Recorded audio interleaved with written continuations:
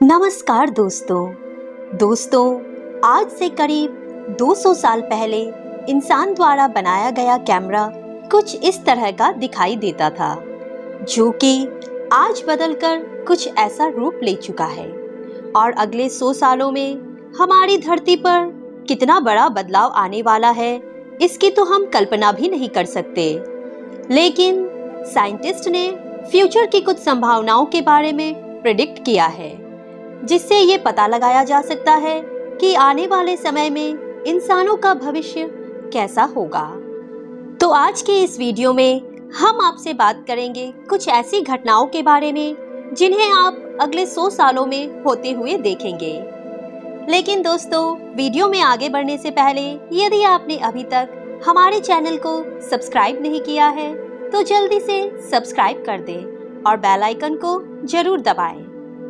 साल 2023 से लेकर 2050 तक क्या होने वाला है? दोस्तों, हम सभी जानते हैं कि दुनिया की सबसे ज़्यादा पॉपुलेशन वाला देश चाइना है, लेकिन जल्द ही ये आंकड़ा बदलने वाला है, क्योंकि अब भारत दुनिया की सबसे ज़्यादा आबादी वाला देश बन जाएगा। इस दौरान बुर्ज खलीफा भी दुनिया की सबसे ऊंची बिल्डिंग होने का खिताब खो चुकी होगी, क्योंकि उसकी जगह सबसे ऊंची कोई और चीज बना दी जाएगी। एलन मस्क के पहले स्टारशिप रॉकेट को मंगल ग्रह पर भेजा जाएगा। यह पहली बार धरती से बाहर किसी दूसरी ग्रह पर इंसानी बस्तियों को बसाने की शुरुआत होगी। वायरलेस चार्जिंग भी एडवांस हो चुकी होगी और अब मोबाइल फोन को वाईफाई तकनीकी से इस्तेमाल से चार्ज किया जाएगा। धरती पर मौजूद बहुत से पक्षी 5G और 6G जैसी इंटरनेट सर्विस के कारण मर चुके होंगे। धरती पर बड़ी बड़ी बिल्डिंग्स को बनाने के लिए ईंटों की जगह इलेक्ट्रॉनिक स्टोरेज सेल्स का इस्तेमाल किया जाएगा, जो सूरज की रोशनी से चार्ज होकर बिजली पैदा करने का काम करेगी। 2050 तक गाड़ियों में बहुत ही एडवांस टेक्नोलॉजी आ चुकी होगी, जिससे एक्सीडेंट होने का खतरा बहुत ही कम हो जाएगा।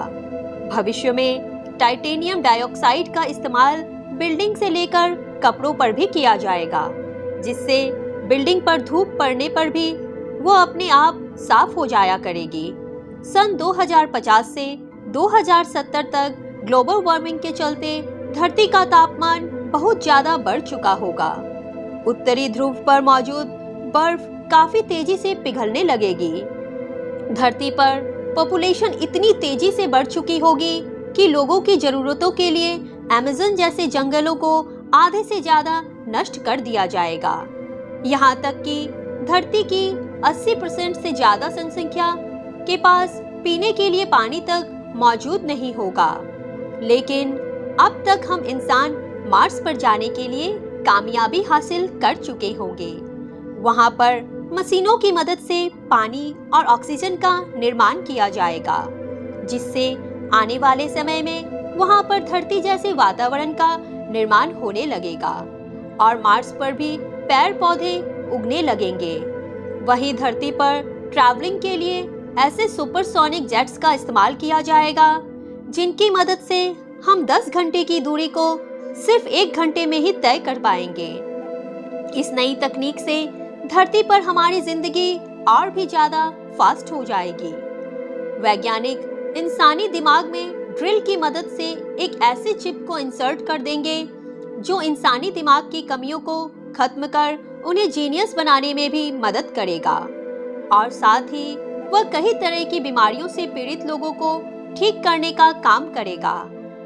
आने वाले समय में चिप्स में कुछ ऐसे अपडेशन होने लगेंगे जिससे उस समय में इंसानों को बातचीत करने के लिए बोलने की जरूरत नहीं पड़ेगी। वह सिर्फ एक चिप की मदद से एक दूसरे से बात करने लगेंगे। मेडिकल साइंस इतनी इम्प्रूव हो चुकी होगी कि इंसान के खराब हो चुके ऑर्गन्स को आर्टिफिशियल ऑर्गन्स से रिप्लेस कर दिया जाएगा। यहाँ तक कि कुछ ऐसी टेक्नोलॉजी भी आ जाएगी जिससे इंसान मौत पर तो जीत हासिल नहीं कर पाएगा, लेकिन वैज्ञानिक इंसान की उम्र को बढ़ाने की टेक्नोलॉजी जरूर खोज चुके होंगे और 2070 के अंत तक इंसान दिमाग पर इतना ज्यादा काबू कर चुका होगा कि भविष्य में दिमाग को कोई हार्ड डिस्क के अंदर स्टोर किया जा सकेगा और आने वाले समय में उस व्यक्ति की मौत हो जाने के बाद भी उसके दिमाग को किसी रोबोटिक बॉडी में ट्रांसफर कर दिया जाएगा और एक तरह से वो व्यक्ति फिर से जीवित हो जाएगा। उस समय पर इंसानों के सारे काम रोबोट करने लगेंगे और इंसानों की जिंदगी बहुत ही आसान और आरामदायक हो जाएगी। 2070 से लेकर 2100 तक का समय मार्स पर इंसान की आबादी करीब 2 लाख तक पहुंच जाएगी और पिछले कई हजार सालों में विलुप्त हो चुके कई जानवरों को उनके डीएनए की मदद से फिर से जिंदा कर दिया जाएगा। इंसान स्पेस में मौजूद एस्ट्रॉइड से जरूर मिनरल्स कलेक्ट करके उसका इस्तेमाल ईंधन के रूप में करने लगेंगे। टेक्नोलॉजी की मदद से इंसान अपने शरीर के खोए हुए पार्ट्स जैसे हाथ, पैर, इनको दोबारा से रीग्रो कर पाएंगे। आयरन मैन मूवी के टॉनी स्टार्क की तरह इंसान टेक्नोलॉजी की मदद से आसमान में उड़ सकेंगे। उस समय तक आसमान में भी ट्रैफिक बहुत ज्यादा बढ़ जाएगा और तब तक इंसानों के लिए दूसरी प्रजातियों के जीव जंतुओं से भी कम्युनिकेट कर पाना संभव हो जाएगा। 2080 तक पोल्यूशन के चलते धरती की खराब हो चुकी ओजोन लेयर, जो सूरज की खतरनाक अल्ट्रावायलेट किरणों को धरती पर आने से रोकती है, पूरी तरह से रिपेयर हो चुकी होगी, जिससे धरती पर होने वाली काफी खतरनाक बीमारियों से मुक्ति मिल जाएगी। साइंस और टेक्नोलॉजी की मदद से इंसानी शरीर में कुछ ऐसे चिप को इंजेक्ट किया जाएगा जो इंसान को लगभग हर तरह की समस्या से दूर कर देगी। जैसे कि अगर कोई इंसान अपना वजन कम करना चाहता है तो वो पेट में लगी अपनी चिप की मदद से अपनी खाने पीने की डाइट को भी काबू कर पाएगा। इस समय तक टेक्नोलॉजी इतनी एडवांस हो चुकी होगी कि आंखों और कानों की देखने और सुनने की क्षमता को काफी हद तक बढ़ा दिया जाएगा। ये समय ऐसा होगा जब लोग प्राकृतिक तरीकों की जगह आर्टिफिशियल तरीकों से ज्यादा जीवित रह पाएंगे। नैनो टेक्नोलॉजी की मदद से आर्टिफिशियल दिमाग का भी निर्माण किया जाएगा। इंसानी दिमाग को कंप्यूटर से जोड़कर इसकी क्षमता को बहुत ज्यादा बढ़ा दिया जाएगा, जिससे ऐसी परेशानियों को भी आसानी से हल किया जाएगा जिन्हें एक नॉर्मल दिमाग की मदद से हल कर पाना असंभव है। उस समय तक एक तरह से दिमाग हमारा कंप्यूटर का रूप ले लेगा और इंसानों के जीवन बिताने का तरीका ही बदल जाएगा। 21वीं सदी के अंत तक मौसम में आने वाले बदलाव के कारण अमेज़न जंगल का 90% तक का हिस्सा पूरी तरह से नष्ट हो चुका होगा। इसका नतीजा ये होगा कि धरती पर हर जगह सूखा पड़ने लगेगा। इस समय तक समुद्र के नीचे टनल का निर्माण कर वहां पर काफी तेज गति से चलने वाली ट्रेन को बनाया जाएगा। मैग्नेटिक टेक्नोलॉजी से चलने वाली इन ट्रेन की स्पीड करीब 5000 माइल्स प्रति घंटे तक होगी। ये समय ऐसा होगा जब इंसान मैग्नेटिक पावर की मदद से ट्रैवल करेंगे। कुछ ही मिनटों में 1000 किलोमीटर लंबा सफर भी तय कर पाएंगे।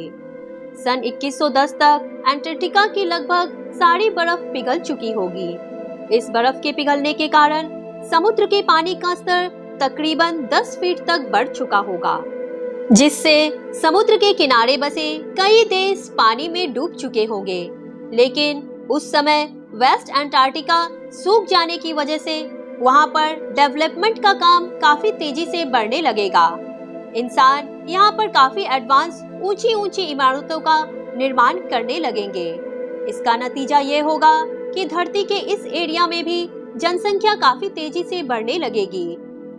धरती पर मौजूद सबसे खूबसूरत वाटरफॉल यानी कि नायग्रा वाटरफॉल का वजूद भी अब पूरी तरह से खत्म हो चुका होगा और ऐसी भी संभावना है कि उस समय तक 1 किलोमीटर से भी ज्यादा डायमीटर जितना बड़ा एक एस्ट्रॉयड आकर धरती से टकरा जाएगा और धरती से 50% जीवन को खत्म कर देगा। लेकिन यह पूरी तरह से जरूरी नहीं है, क्योंकि उस समय तक इंसान कुछ ऐसी टेक्नोलॉजी बना चुके होंगे जो धरती को किसी भी बड़े एस्ट्रॉयड से टकराने से बचा सके।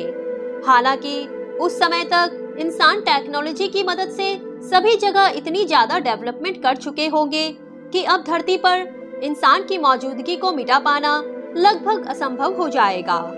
लेकिन फिर भी भविष्य में इंसानों की वजह से इतनी ज्यादा टेक्नोलॉजी के कारण इंसानी सभ्यता पूरी तरह से खतरे में आ सकती है। भविष्य में एक सुपर वोल्केनिक इरप्शन यानी कि ज्वालामुखी विस्फोट भी हमारा इंतजार कर रहा है। और ये विस्फोट किसी आम ज्वालामुखी की तरह नहीं होगा, बल्कि इसका प्रभाव धरती पर किसी बड़े एस्टेरॉयड के टकराने से भी ज्यादा खतरनाक होगा। ये धरती पर प्रति 100 किलोमीटर क्यूबिक जितना काला धुआं उत्पन्न करेगा, जिसके चलते हमारी धरती के ऊपर एक मोटे बादल की चादर बिछ जाएगी, जो धरती के अंदर की गर्मी को बाहर निकलने नहीं देगी और इसकी वजह से सूर्य की किरणें धरती की सतह पर नहीं पहुंच पाएगी, जिसका नतीजा ये होगा कि धरती पर इंसानों का दम घुटने लगेगा और यहाँ पर इंसानों का बच पाना लगभग नामुमकिन हो जाएगा। और ऐसे में एक युग की शुरुआत होगी। अब ऐसे में इंसानों को किसी दूसरे ग्रह पर भी अपने पैर जमाने ही होंगे। यही कारण है कि वैज्ञानिक मंगल जैसे कई दूसरे ग्रहों पर इंसानी जीवन को पहुंचाने में हर मुमकिन कोशिश करते रहते हैं।